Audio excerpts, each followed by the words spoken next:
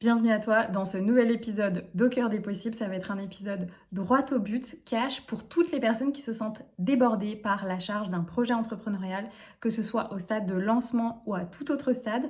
Cet épisode a vraiment pour but de te ramener dans la clarté des quelques actions que tu es amené à mettre en place dans une journée. On oublie la longue to-do et on revient à ce qui est vraiment prioritaire. Très généralement et très souvent, je dis à mes clients, souvenez-vous, 3 priorités par jour, 3 priorités par mois, 3 priorités par an. On va faire ça ensemble aujourd'hui sur une journée pour t'aider à te libérer de la charge mentale. Aussi parce que en général, si on revient au pourquoi on a créé notre activité entrepreneuriale, c'est pour se libérer du temps et être libre de s'organiser et de vivre comme on veut. Donc en général, cette liberté de temps, on peut avoir tendance à la sacrifier en début de projet entrepreneurial ou quand on lance un nouveau projet. Et pour moi, tout est possible, vous pouvez tout avoir et vous pouvez avoir un business qui marche super bien et énormément de temps pour vous, puisque c'est ce que j'expérimente. Et c'est juste une question de priorisation, de régulation du système nerveux aussi, ça on pourrait en parler dans un autre épisode, mais en tout cas de priorisation des justes actions qui sont à faire dans la matière, dans la 3D. Donc c'est parti, on y va pour cet épisode, les 3 actions à faire pour un business qui fonctionne sans que tu y passes 12 heures par jour. La première chose pour moi, c'est à l'heure où ça n'a jamais été aussi simple de trouver des clients que grâce aux internets et notamment aux réseaux sociaux. Eh bien pour moi, la première chose à faire, c'est une action pour l'acquisition client. Donc en général, c'est communiquer.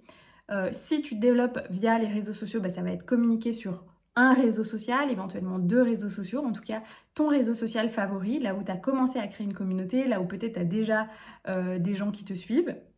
Si tu pars de zéro, en tout cas, une action acquisition client. Peut-être que si tu es un entrepreneur plus avancé, ce sera quelque chose de plus poussé, ce sera enregistrer un podcast comme je fais aujourd'hui. Voilà, ce sera une action de communication pour que de nouvelles personnes te connaissent, pour que des personnes suivent tes actualités. Ça peut être envoyer une newsletter, voilà. Une action pour acquérir des nouveaux clients et faire en sorte que tu touches des nouvelles personnes ou que tu touches les personnes qui te connaissent déjà. Ensuite, le deuxième type d'action qu'on va mettre en place, c'est une action de vente. Donc, qu'est-ce que c'est une action de vente? Ça va être un call to action peut-être à la fin de ton post qui dit j'ouvre une place pour tel type de séance, une story pour un accompagnement avec toi ou une retraite avec toi. Une action de vente, ça va être aussi éventuellement échanger avec des personnes qui t'avaient dit qu'elles étaient intéressées par ce que tu avais à proposer dans les prochains mois. Ça peut être prévenir les gens qui étaient sur une liste d'attente que tu ouvres des places pour un accompagnement avec toi. Voilà, une action qui va déboucher sur de la vente. Ça peut être proposer un appel offert à quelqu'un.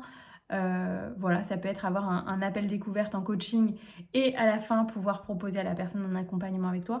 Une action qui peut découler sur de la vente. Et enfin, la troisième action, c'est délivrer. Donc la troisième action, ça va être, si je prends mon exemple, par exemple, offrir une séance de coaching à quelqu'un qui a pris un accompagnement avec moi. Donc là, si on résume, il y a 3 types d'actions.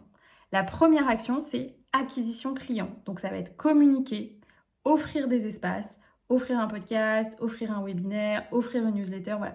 Communiquer pour que tu touches tes prospects et surtout, si possible, des nouvelles personnes. Deuxième action, une action pour vendre, où tu vas, ça peut être dans la continuité de ton action de communication, proposer un espace où on peut acheter. Parce que beaucoup de gens communiquent sans jamais vendre. Là, ce qu'on veut, c'est amener à la vente. Donc ça peut être communiquer pour dire que tu offres un espace ou échanger en MP avec des gens, rencontrer des gens, voilà, proposer en tout cas de te rejoindre et vendre.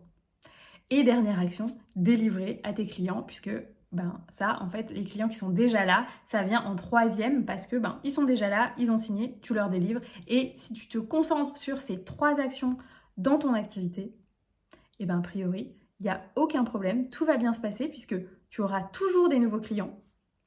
Les gens sauront quoi faire pour acheter tes produits et services et tu auras des clients satisfaits parce que tu les chouchouteras et tu auras toujours un créneau dans ton agenda pour délivrer. Donc dit comme ça paraît très très simple. Et en même temps, ça demande une régularité, ça demande une forme de discipline de respecter ce trio d'actions de la réussite et du succès d'une activité. Donc je t'invite à mettre en place des créneaux dédiés à ça dans ton activité. Moi, je le fais en général vraiment dans cet ordre-là, acquisition client, action de vente et délivré. Et ça me va parfaitement. Donc, je me réjouis d'avoir vos retours sur cet épisode de podcast, court et droit au but en même temps, qui répond notamment à des échanges que j'ai eus avec certains de mes clients qui me disaient Anaïs, en fait, quand on lance une nouvelle activité, quand on a un nouveau projet, on peut se sentir totalement perdu face à la charge de travail.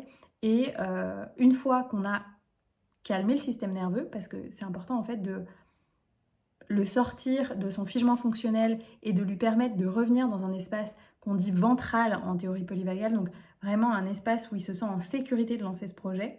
À partir du moment où ça c'est fait, si vous mettez en place cette méthodologie avec les 3 actions, a priori, c'est le succès garanti. Voilà.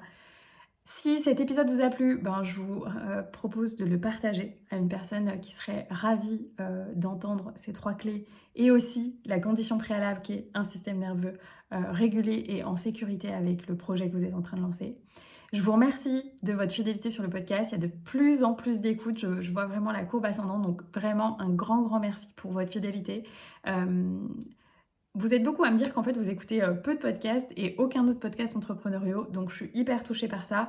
Et mon but, c'est vraiment de réunir la conscience, la spiritualité et l'entrepreneuriat. Et je crois qu'on est de plus en plus, du coup, ici à vouloir vivre cette union. Donc, un grand merci pour vous et pour votre fidélité.